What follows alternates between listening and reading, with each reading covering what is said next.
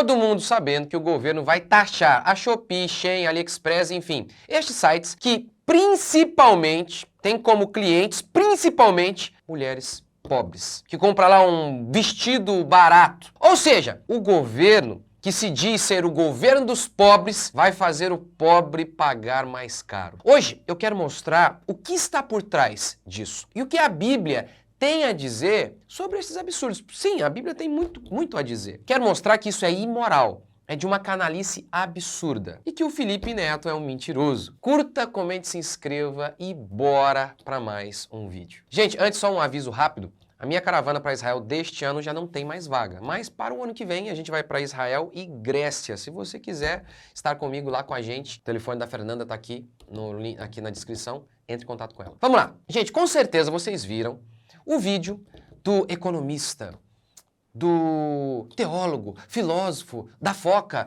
Felipe Neto, defendendo cobrar mais imposto e tornar mais caro produtos que são de uso principalmente dos pobres. Tem muita gente achando que o governo decidiu criar imposto novo para taxar a Shopee, a Shein, o AliExpress, a Alibaba. É uma mentira que está sendo disseminada por articuladores de mentira, de fake news da extrema-direita. Todos os sites estrangeiros têm que pagar imposto para vender produto em outro país. Isso acontece no mundo inteiro. Se o AliExpress quiser vender para um americano nos Estados Unidos, ele vai pagar imposto, e é um imposto. Por que o imposto é alto para importação de mercadoria? Para você proteger o mercado nacional. O que essas empresas estão fazendo hoje, tá? Não especificamente essas que eu citei, porque não tô acusando ninguém. Quanto é que esse vestido aqui? No Brasil ele é R$500. A gente vai vender por 110 sem pagar um centavo de imposto. Como? Porque tem uma lei no Brasil que permite que eu, Felipe, compre um produto da Samantha, minha amiga, que mora na Coreia do Sul. Eu posso comprar a bola da Samantha se a bola custar menos de $50 sem pagar imposto nenhum. A gente faz uma transação entre pessoas físicas e ela me vende a bola e eu não pago imposto até $50. Essas empresas começaram a vender o vestido de R$125 fingindo que eram pessoas físicas vendendo. Eles forjavam a nota para fingir ser uma pessoa física vendendo para pessoa física, para não pagar imposto. Isso é crime. Felipe, mas isso fazia o produto ficar barato, o povo é pobre. Cara, eu concordo plenamente,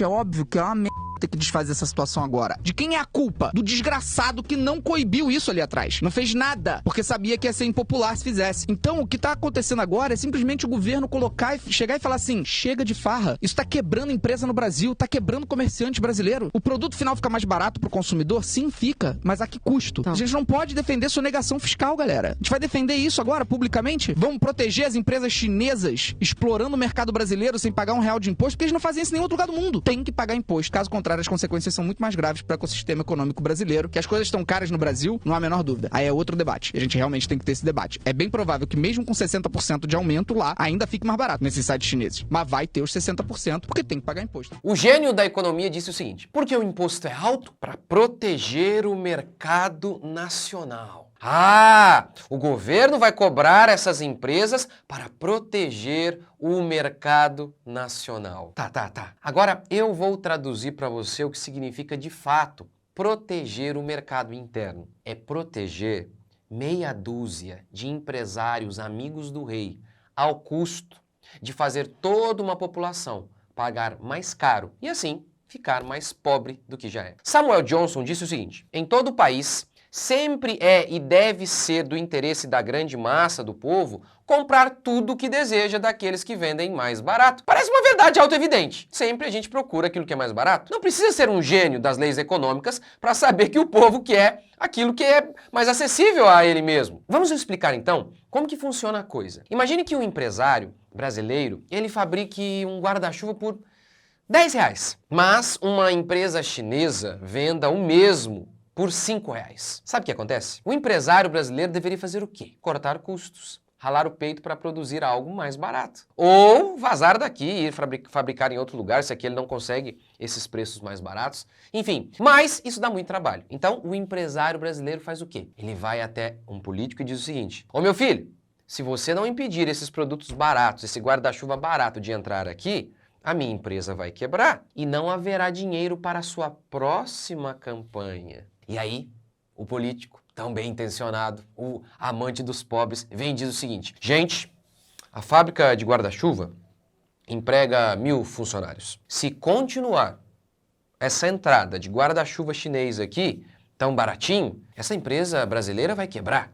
E haverá desemprego, que no final vai respingar até em você, dona de casa. E ao ouvir isso de início, parece não é tão correto.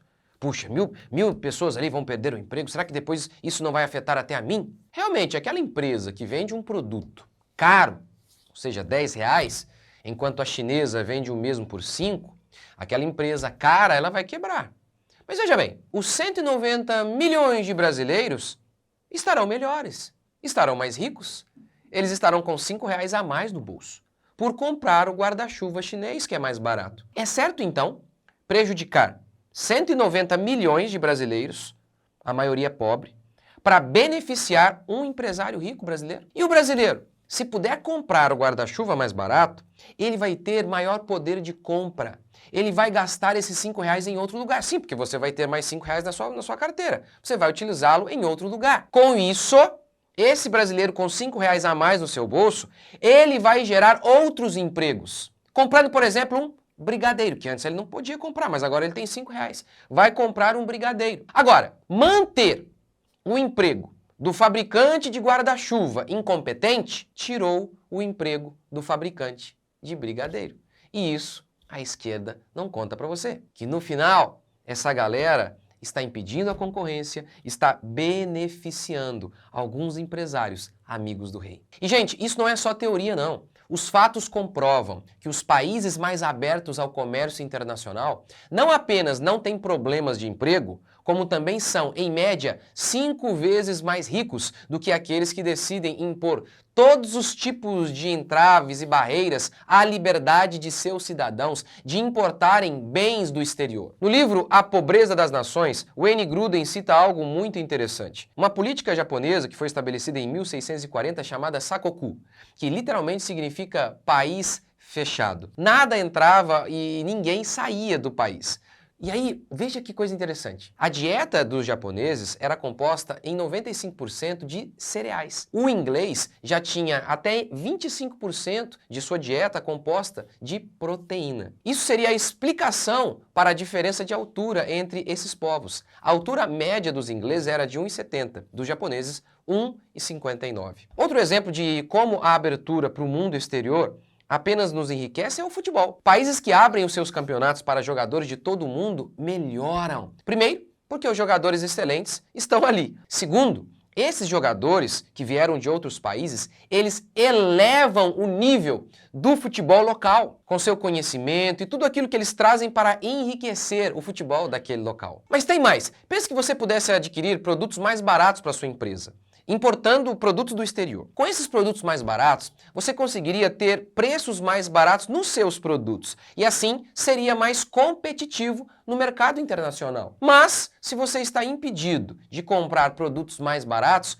como que você vai competir no mercado internacional se você tem e é obrigado a comprar apenas as coisas daqui, que são mais caras? E aí você vai produzir na sua empresa os seus produtos com produtos daqui que são mais caros. Você está impossibilitado de competir no mercado internacional. Resumindo, esse negócio de proteger mercado é mentira. É proteger meia dúzia de empresários incompetentes que não conseguem competir. E aí precisam que o governo elimine a concorrência ao taxar os produtos que vêm de fora. E aí você tem esses influencers do governo que ajudam a espalhar fake news. O Felipe Neto, por exemplo, ele disse: essas empresas estão cometendo crime, sonegação fiscal. Mas veja, há uma lei autorizando esse tipo de negócio. A portaria número 156 de 1999 diz o seguinte: os bens que integrem remessa postal internacional no valor de até $50 ou equivalente em outra moeda serão desembaraçados com isenção do imposto de importação, desde que o remetente e o destinatário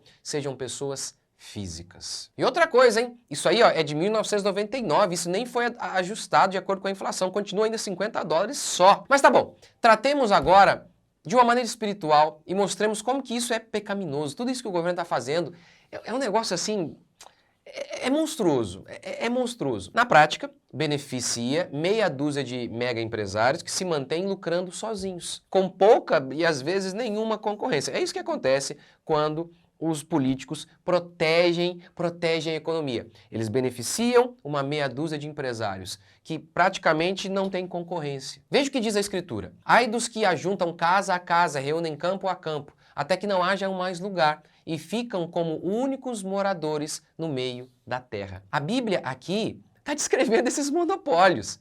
Esses homens que vão enriquecendo e se tornam os únicos donos da terra. Ora, a Bíblia não está condenando o acúmulo de capital como sendo algo inerentemente mal.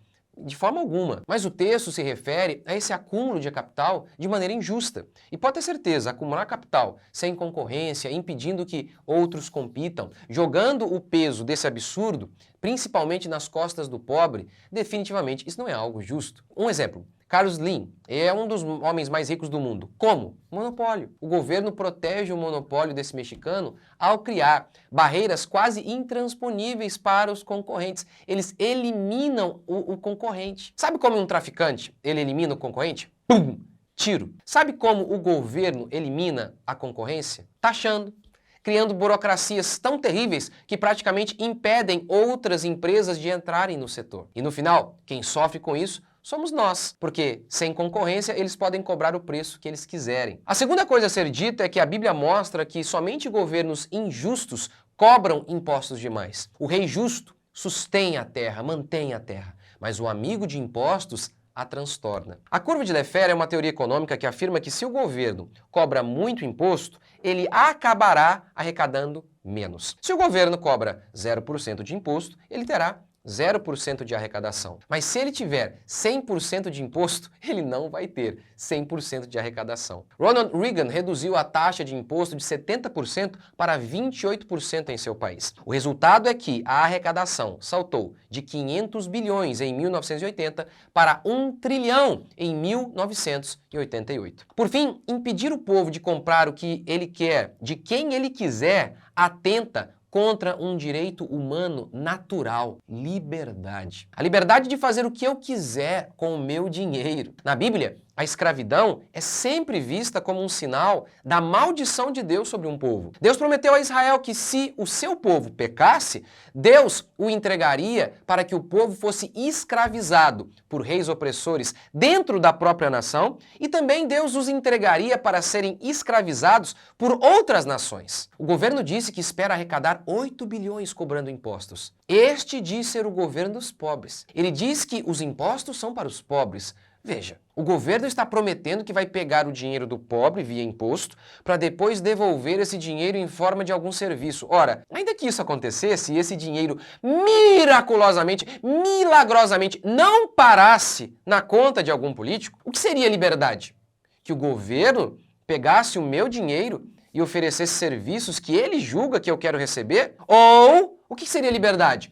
Que eu ficasse com o meu dinheiro e eu fizesse o que eu quisesse com o meu dinheiro. Sabe, gente, os políticos esquerdistas, eles falam em distribuição de renda, em taxação de grandes fortunas, em canetas mágicas de leis que prometem deixar todo mundo rico. Mas o único jeito de uma nação ou de um indivíduo prosperar é seguindo o que está na Bíblia. Do suor do seu rosto você vai comer o seu pão. Outra maneira de dizer isso é, seja produtivo, rale e produza algo útil. Produza algo que resolva o problema de alguém. Porém, o que o homem precisa ter é certeza de que ele vai ficar com aquilo que ele produz. Fazer o homem ficar debaixo de sol a pino, suando, e então tirar o que ele produziu, tira o ânimo de qualquer um para trabalhar. A Inglaterra se tornou uma superpotência ao inventar máquinas de fiar algodão. E assim ela produzia tecido de forma muito mais barata. O Japão foi uma economia poderosa por décadas. Como? Produzindo carros melhores do que os americanos, mais produtivos, mais baratos. A Coreia do Sul estava destruída ao fim da guerra em 1953, mas ao abrir o seu mercado, aumentar a produtividade, é hoje um dos países mais ricos do mundo. Políticos não podem te fazer prosperar. Coaches que prometem dinheiro sem esforço não podem te ajudar a prosperar. Olha, o único jeito de prosperar é trabalhe duro, não inveje os outros e Deus vai abençoar o suor do seu rosto. E por fim, se tiver um esquerdista e uma mula como opção de voto, vote na mula.